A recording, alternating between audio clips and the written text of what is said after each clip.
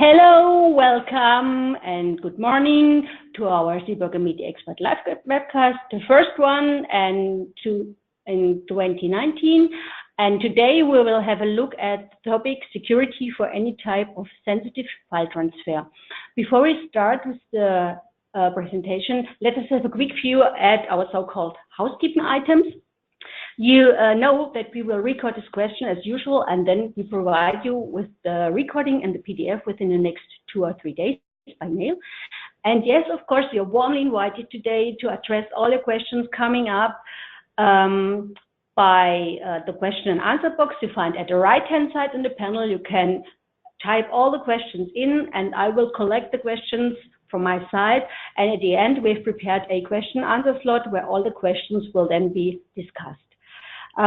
Quick hint, preparing questions is our Seeburger community, where you can register by yourself, and then you have the possibility, more or less, 24 hours and a week, to address all questions related to Seeburger products, Seeburger solutions, and maybe questions coming up after this webcast to our experts there, and you will receive your answer closing time. At the end, we have provided a really brief survey, and we would be really grateful if you would like to share your feedback with us. Now I'm really happy to introduce you to our today's speaker, my colleague Ian Goldsmith. He is now with us here from London, and he has prepared for you comprehensive information related to a sensitive file transfer. And for all of you now, a really interesting webcast. And I hand over to you, Ian. Thank you very much, Ines. Good morning, good afternoon, good evening to everybody that's joined on this worldwide web conference. As you just heard, my name is Ian Goldsmith. I've been working in Seeburger this is my 7th year, and for those that don't know me, my background has predominantly been in managed file transfer, i.e. how do we move files around securely, hence the reason why I'm sharing some slides with you today and giving you some guidance around those slides. What I'd like to do first of all is just share with you a very simple, very straightforward structure for the session today. So to start off with, we will be looking at the file transfer requirements that businesses and individuals within those businesses have today and in the near future. We'll then be looking at how those file transfer requirements tend to get broken into one of 2 categories. That's they're either system oriented or they're human oriented, and we'll look at the difference between the 2. Then we'll look at how Seeburger goes about addressing the requirements of those 2 different file transfer areas and the benefits that we can bring with this solution that we call MFT.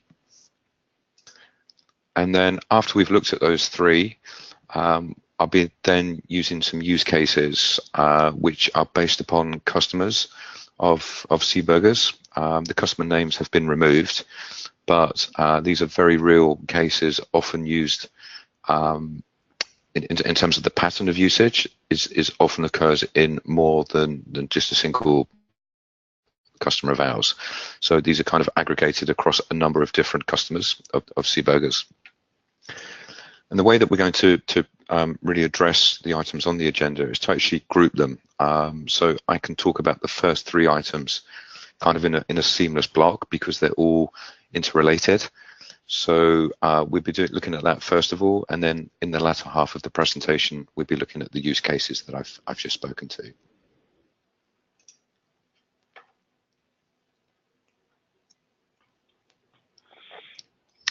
Okay, so the file transfer requirements that we see in the modern day world, as I said, just in the agenda slide beforehand, tend to get broken into one of 2, or sorry, apportioned to one or 2 areas.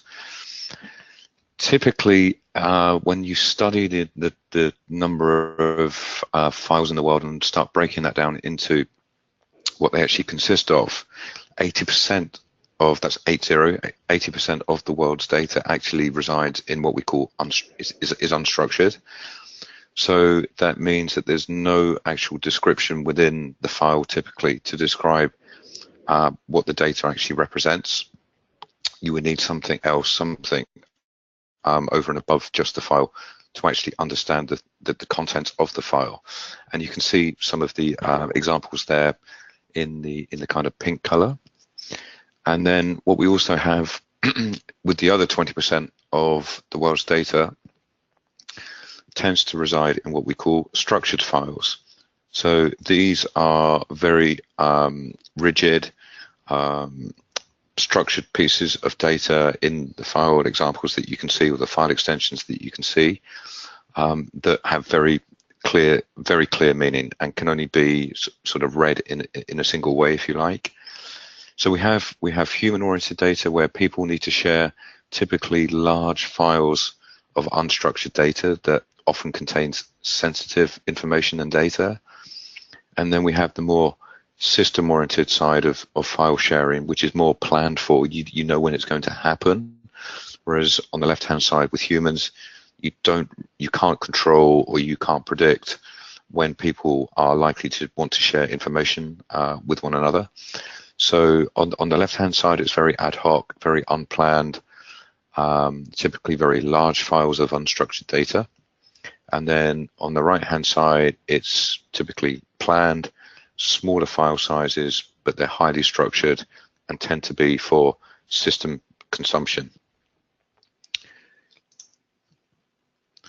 So if we now just move on and take a look at the human-oriented side of transferring unstructured data, typically the way that a human will send a large file to another human, the first port of call, working top down, is email. So email has just kind of penetrated our everyday working lives. It's something we're all very familiar with. It's quick, it's convenient, and it's just kind of always at our fingertips, be that on our laptops, on our mobile phones, on our devices. We've got access to email pretty much anywhere that we are. The problem with email, as you can see from the list on the right-hand side, is that actually it sends everything in the clear. So as convenient as it may be, it's definitely not a secure mechanism for sending data, for sharing data. And I have seen several high-profile cases. One in particular springs to mind with a tier 1 banking organization that still to this day will abuse email by sending customers data in the clear. So this is personally identifiable data. It's the type of thing that GDPR has been introduced into Europe for to really protect us. GDPR is a whole different subject, but MFT, which is the nature of the technology that we're looking at today, is something that can very much help with GDPR compliance. And there is another webinar series on that if you're interested in that. But nonetheless, email sends everything in the clear, so that's not very good for sharing sensitive data.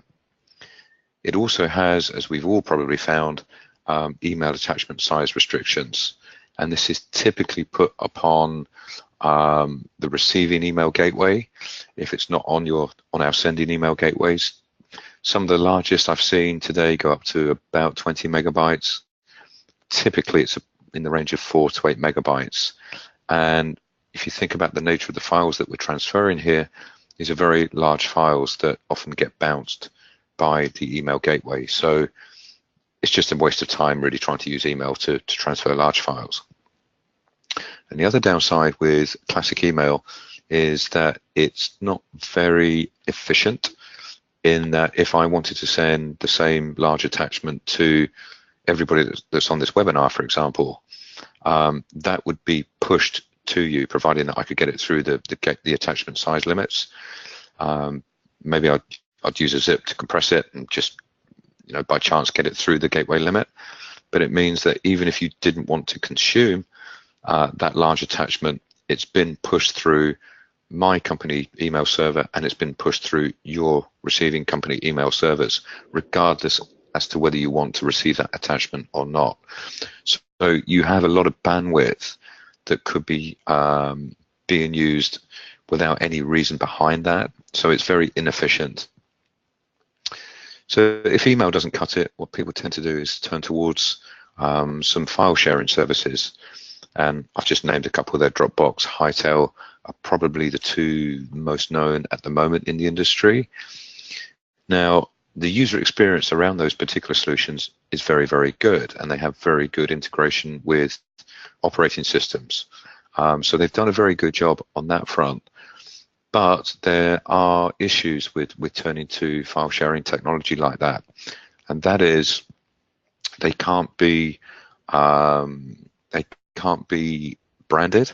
So if we think about our enterprise world, if we want to put a corporate image on sharing secure files with other people, we can't corporate brand these types of services. They use a prescribed look and feel that the software vendor dictates to the masses. They also can't geofence data, which is particularly important in some cases when you're dealing especially with personally identifiable information. The capability to geofence data is something that I often get asked about from our prospects and our clients, which in Seaburger we can do very easily, but these guys tend to struggle with that for a little bit because it wasn't built into the solution from the outset. And then thirdly, just a point to remember is that they've grown massively in popularity. So they work on what's called a freemium type approach. So if you sign up to the service, you'll get a certain amount of terabytes per month free, which is great. So it kind of hooks you in, gets you using it, and then you realize actually that you need a bit more in terms of file storage space. So you end up paying a subscription. But the fact is that they've grown so big that they've attracted a lot of unwanted attention from hackers and people that are looking to steal data, and that publicity, that attention is not necessarily such a good thing when we're looking to keep our files discreetly transferred and nice and secure. The third method is physical media devices. So still to this day, I've seen people write things onto USB sticks, burn things onto Blu-ray, DVD, CD, if they're still around, and actually putting them into the post and physically posting them to the destination. This is not a good way to go. I think that's pretty obvious. We lose control. So as soon as that goes into the postal system, even if that's within an internal corporate's postal system, we're still losing control. Never mind the fact when it goes to a national post service. There could be delay that gets introduced, and our packages could be mislaid, or they could be intercepted during transport.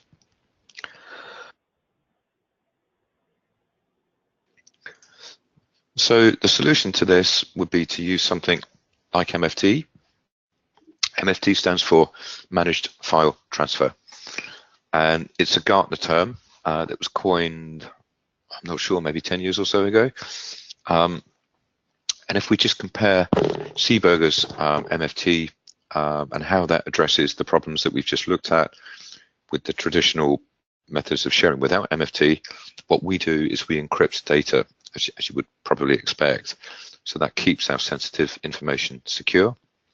There is no attachment size limit. We're only governed by the size of the physical storage that can process these attachments. So effectively, there is no limit. And we don't wastefully push deliverables upon every recipient. We give the recipient the option to download the attachment securely if they want to. If they don't, then it's not pushed upon them. Therefore, we utilize bandwidth a lot better than things like email. You can brand the solution to the point where you can name it whatever you want to, or it can either even be white labeled. So we have one customer over here in the UK that's using Seaburger right at the very heart of their e-procurement solution for government entities, and you wouldn't even know that Seaburger is the technology behind the scenes that's actually powering their solution. So this can be completely white labeled and branded however you feel necessary. We can, as I said before, geofence data very easily. That was baked into the solution from the outset. And because we're not we don't operate on a freemium model, we don't have that mass market penetration. That's not Seeburger's aim. We aim to address corporate and enterprise needs specifically. So we kind of mitigate to some degree against the risk of any unwanted attention. So we keep a lower profile as to moving data around. Rather than using the postal service and having all of the problems that we addressed, what we do is we give a complete end-to-end picture as to where our files are at any one time, and this all happens virtually in real time. And what you end up with is secure delivery with a complete audit trail, a historic audit trail that shows the complete end-to-end process, when the file was sent, who it was sent by, who it was sent to, who's actually looked at the file, who's downloaded the file, how many times have they downloaded that file, etc., etc. So it's very, very close to non-repudiation. If we just switch gears for a minute and look at the system-oriented side of file transfer, I can now talk through some of the risks of doing this without using MFT. Again, the natural point to turn to is FTP. FTP was invented back in the 1970s, and it's still used. It's still very much prevalent in the world today because everybody knows how to use it, but you have to be technical to use it. That's the one of the main problems. A non-technical user cannot pick up FTP and expect to be able to use it for transferring a file, or to instruct one computer to deliver a file to another computer or network of computers. And because the protocol was 40 years old, what you tend to find is it lacks a lot of functionality. So you tend to need to employ people to write scripts to really make up for that lack of functionality. And what you end up with very quickly is fine for a very small, finite number of file exchanges that you can keep a close remit, a close control on. But things very quickly get out of hand because more systems get brought into the landscape, IP addresses change, things do not stay static, machines get swapped out. It's like a constantly evolving landscape that the scripts have to reflect, and therefore that means having to employ more people to keep the scripts up to date, to try and keep the kind of spaghetti network running, if you like. And there's things like no checkpoint restart capability. So if you were, I don't know, 80–90% of the way through transferring an extremely large file of many terabytes, if the power were to fail or the communication line to be intercepted or broken, I should say, more often than not, you actually have to start up the transfer right from the very beginning again, and then that causes delay downstream, and that can have a knock-on negative impact on our business. Looking beyond FTP and things like SCP, which is another protocol, we have the option of using shared storage. So typically these are network attached storage devices. So these are hard disks basically, with a kind of dedicated controller put around them. Now these are very good as a central repository for sharing files. However, there is no concept of an audit trail. So yes, you can deposit files and people can pick them up, but there is no record of the activity that's taken place.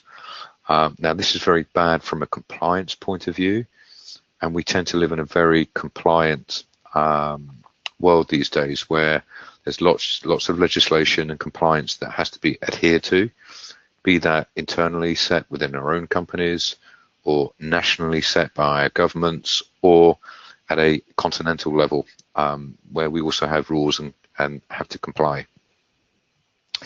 And there's also the subject of the fact that it's not very efficient. So typically what happens is directories will be polled to look out for new content being dropped into them. So again, it's not really a true push model. So it's not the most efficient way of sharing data. And then talking about the people, the kind of humans that you have to introduce to look after these types of environment, everything is manually driven. So somebody has to sit there and manually manage the landscape and look after it and keep it up to date in order to try and keep it as secure as possible. And often what's needed is a scheduler for coordinating everything. So things that can be automated, we often need to introduce a scheduler or multiple schedulers to make that happen. So it's a bit more of an expense and a bit more of a headache. So let's take a look now at what that looks like with MFT. So in the case of Seaburger's MFT, what we do is we put a very thin, lightweight, but very secure endpoint on each of the machines that is part of our communications network that we know that we want to share files between. So these are intelligent endpoints that are built upon a safe and secure protocol, and then we've put our own kind of management layer on top of that. So these are intelligent endpoints that almost self-manage themselves, and what that ends up in is absolutely optimal transfer. So you have things like checkpoint restart, for example. So files don't have to be started off from byte 0 if the file transfer is interrupted. So these are very, very efficient. They're all coordinated, so there is a full central audit trail, so we can see historically what machine has shared what files with other machines in the network. And there is, as you would expect in this day and age, a full open API that allows our backend applications to make use of these intelligent endpoints for sharing files. So this is a very, very good alternative to not only FTP but shared storage as well. And rather than having to employ several human beings typically to manage the environment, we can utilize just a single person to oversee the auto deployment of updates. So that person basically has a central command point and can decide when any updates that need to be rolled out to the community of intelligent endpoints, when that happens, and also has the ability to roll back as well if there are any unforeseen problems. And what we do, rather than requiring a scheduler to coordinate a lot of this activity, we actually have a central orchestration engine that's built in to the very heart of the solution. So it just makes governing the whole environment a whole lot easier than without MFT. Okay, so we went into some depth there as to the problems with using typical methods for sharing files, and then looked at the benefits of having a dedicated MFT solution, which is the right way about going about sharing files, both between humans, which is the unstructured data on the left, and between machines, which is the structured data on the right. And ideally, after this webinar, if you want to find out more about MFT and you want to go and look at what's out there, you really ideally need a solution that can cover both of these from a single central platform. And that's one of the benefits of Seaburger, is that we have one platform for addressing not only all MFT needs, but all of the other needs as well for integration, which we'll look at in a few slides' time. So what I've done here is I've just really positioned that the benefits that we've looked at on the previous 2 slides, or 3 slides I should say, are listed on the left and right. And when we take those benefits and just reorder them and group them, what you effectively end up with are 3 key benefits of using MFT from Seaburger. And this is reflected on our website. So again, after the webinar, if you want to check out the Seaburger website, if you go to the MFT portion, you will see that these 3 benefits are written there on the website. So what we do is we protect intellectual property. So why do we want to keep our corporate files secure?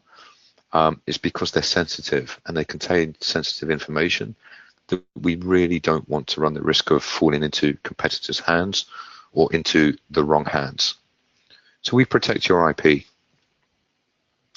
If you remember, I said that we live in a more compliance-oriented world these days, where legislation is only becoming more and more rife, no matter the industry, financial services, healthcare, logistics, it doesn't matter.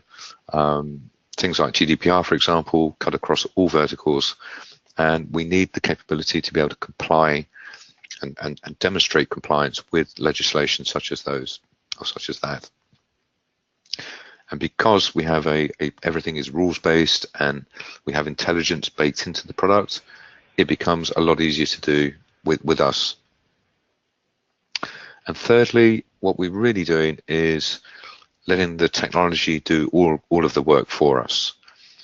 You know, the last thing you should have to be worrying about is email attachment sizes, or having to post things on a USB stick or burning onto a DVD and putting in the post, or how to drive FTP, or how to set up a NAS share. Listen, with Seaburger solution, you just install the software, and it just works basically. And we all use it internally within the company, and you don't need any instructions on how to use it. It's obvious out of the box basically. So for human-oriented file sharing, we actually have a plugin for Outlook, for example. So we carry on using our regular email, but our MFT solution dovetails into that really, really nicely. So there is no learning process to go through. It automatically cuts in when it knows that we have to share large or sensitive files. So you just focus on your core business. So I just mentioned a little while ago that we have one single platform. Yes, we do, for both of those MFT requirements, structured and unstructured data. But also Seaburger do a whole lot more than just MFT. And we're not going to go into detail into these subject areas in this webinar, because we're focusing on MFT. But again, after the webinar, if you wanted to hit our website, please feel free to look at all of this other capability that we have from this one single coherent platform that we call BIS. And the reason why it's called a hybrid integration platform, again, is another Gartner coin phrase, is because we can offer this to you on-premise, as a remotely managed service, as a full managed service in the cloud, or as an iPaaS model as well. So we have full scalability across any deployment model that you would like to go with. So we've covered the first 3 items on the agenda, and what we're going to do now is very quickly have a look at some use cases. I think there are 4 in total. So the first one we will look at will be human to human. The next one will be system to system file transfer. And then we'll look at the 2 permutations of that, which will be human to system and system to human. So very quickly, let's delve in and take a look at the first use case, which is human to human. And it's based around the concept of, if we're a company developing a new product, how do we go about implementing such a solution for sharing data between humans and keeping it secure? So typically what we find, especially if we're a company making a product, is that they're designed on CAD systems. And what we need to do is engage with partners. We may have specialist partners that have specialist knowledge, engineering knowledge, for example, that we want to be able to share those CAD files with securely. And then in parallel to developing a new product, our marketing resource needs to think about how they're going to take that to market. And we'll probably want to share ideas with advertising agencies and so forth. So what are our options?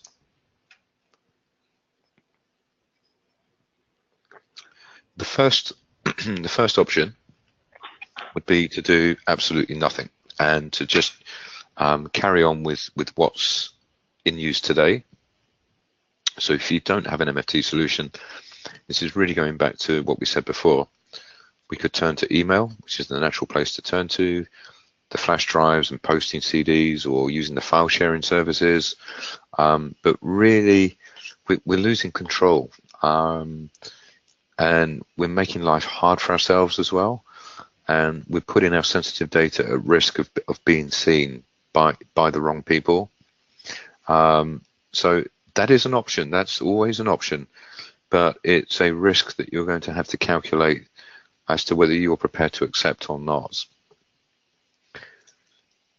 If the answer to that question is you're not prepared to accept the risk, then it's a case of putting in something like Seeburger's MFT solution, for example, which really mitigates against our, those emails being seen in the clear, or a CD falling into the wrong hands, and so forth. And just to iterate the point again, this all comes with a complete audit trail. So every single time that a file is shared between a person or a group of people, all of the activity around that is logged in a central area.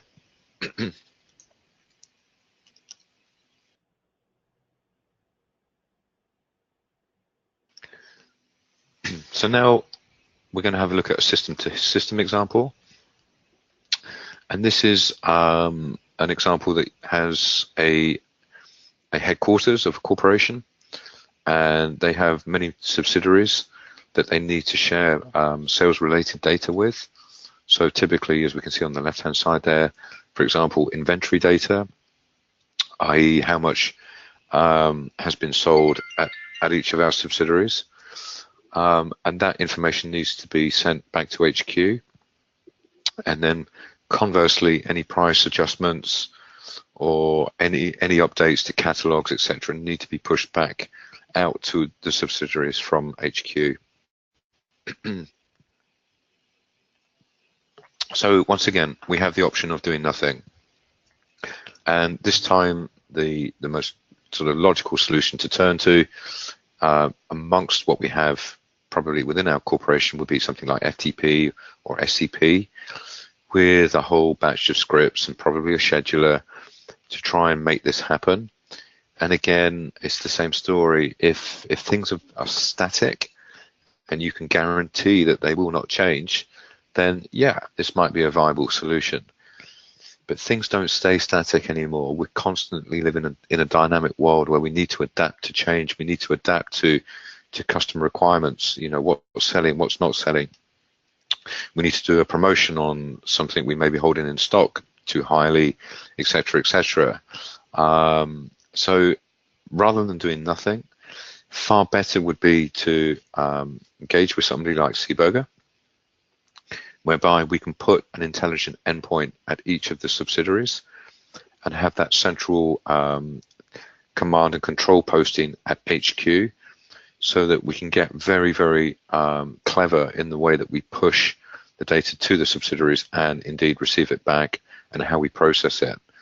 And remember that we have a central rules engine that powers this whole solution. So that can be configured to reflect your business processes very, very easily. So if a certain activity needs to happen based upon a certain result, then we can very, very easily accommodate that in our rules engine and reflect your business.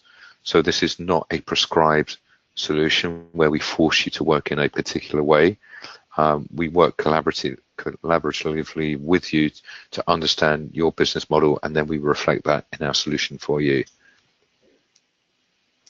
Okay, so one of the permutations between human and system is illustrated by this next example.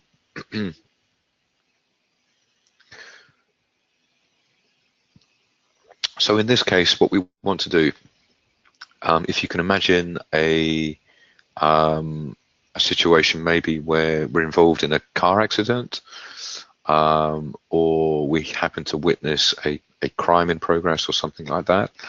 I'm pretty sure that most of us carry mobile devices on us all the time, and they're incredibly powerful tools. And what we're able to do is through our API and through our support for iOS on Apple devices and Android on other devices.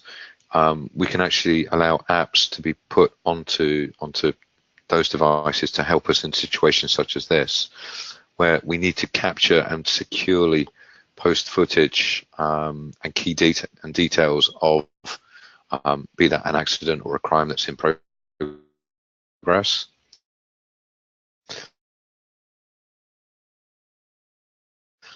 Again, and if you look at the insurance business, for example, typically what that means is having to fill out a form. If you're lucky, you'll get to do that online for those insurance companies that are a little bit more tech savvy.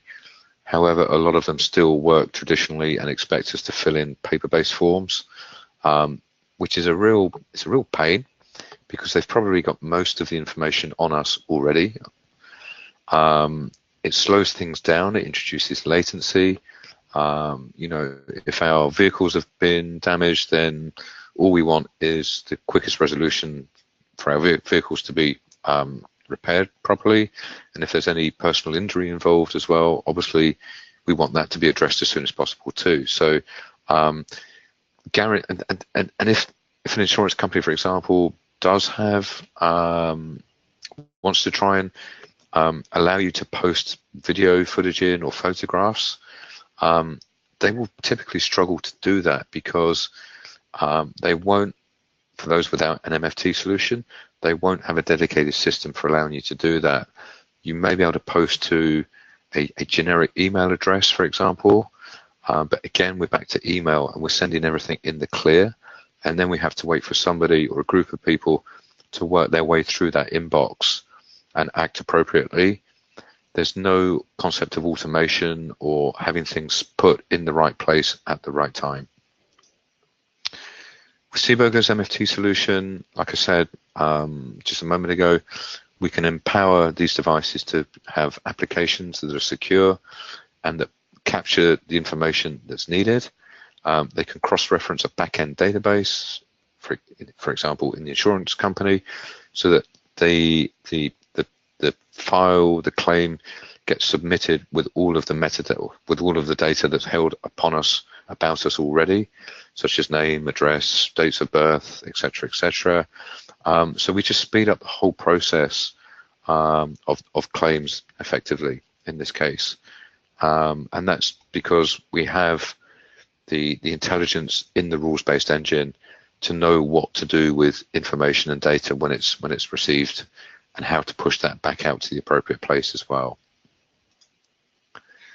And then finally, just to kind of flip side to that, we have system to human capability as well. So here we're talking about taking system generated reports and pushing those to human beings, in this case to management, on a regular basis. So often we want these reports to remain secure because they contain confidential data.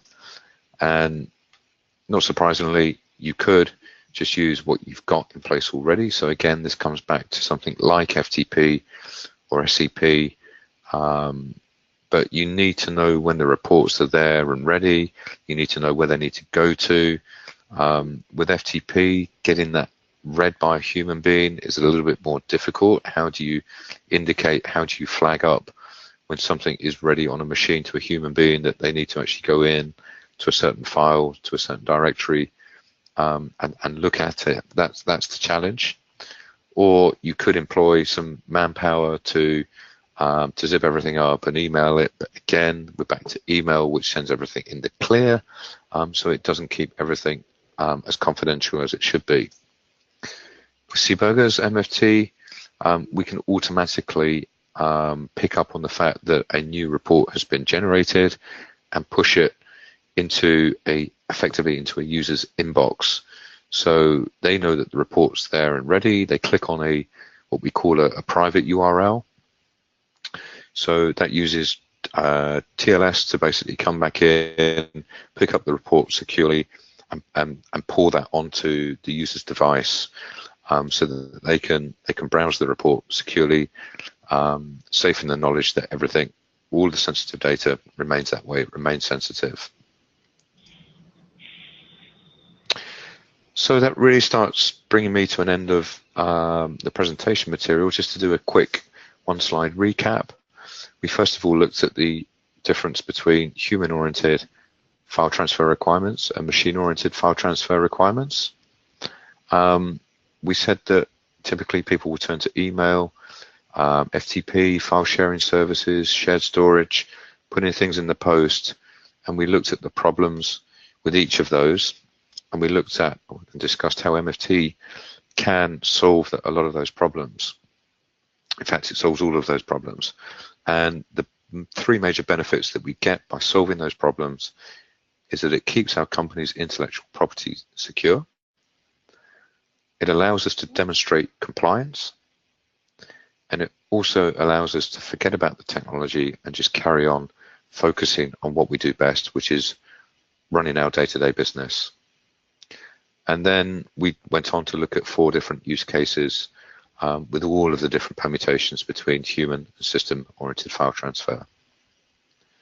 So I think that's the appropriate point for me to hand back to Ines, who I think is going to take us from here on in. Many thanks to you, Ian, for providing us all this comprehensive information. I will check the question box now, and yes, here we are with a question. I will read it to you. If I am sending a file to a customer, do they need to install anything on their end to receive the file? That's a very good question. So we're talking about human-to-human file transfer in that case. And the simple answer to the question is no. The recipient does not need to install any software on their machine whatsoever. So from a recipient's perspective, they will receive a regular email in their inbox. When they open that email, within that email will be what I mentioned earlier, this thing called a private URL. So that is a uniquely generated hyperlink that Seeburger's MFT solution generates at the sending end. When the recipient clicks that link, it then comes back all the way to the MFT server, the Seeburger MFT server, and then the file is pushed using encryption down the pipe to the recipient, all using standard protocols. So there's nothing additional that the recipient has to install on their machine. So it's a very much a non-pervasive solution. So thank you, Ian. That's for the moment all that we have for questions. So I think we skip forward to the preview. And dear attendees, there's still a few minutes to address your questions via the question and answer box. And I will continue with the next Meet the Expert webinar. We will have same time next Tuesday. Then the topic will be the new e-invoicing requirements in 2019. For all of you who have joined the webcast on 11th of December, it's an update of all the information the colleagues have given there, all the new requirements, regulations will be presented next week in the webinar referring to e-invoicing. I will check the question box again. There are no more questions actually from our attendees. So at this point, many thanks to all of you for the time, for joining this webcast. And I wish all of you a really nice day and a good week. And take care and bye-bye.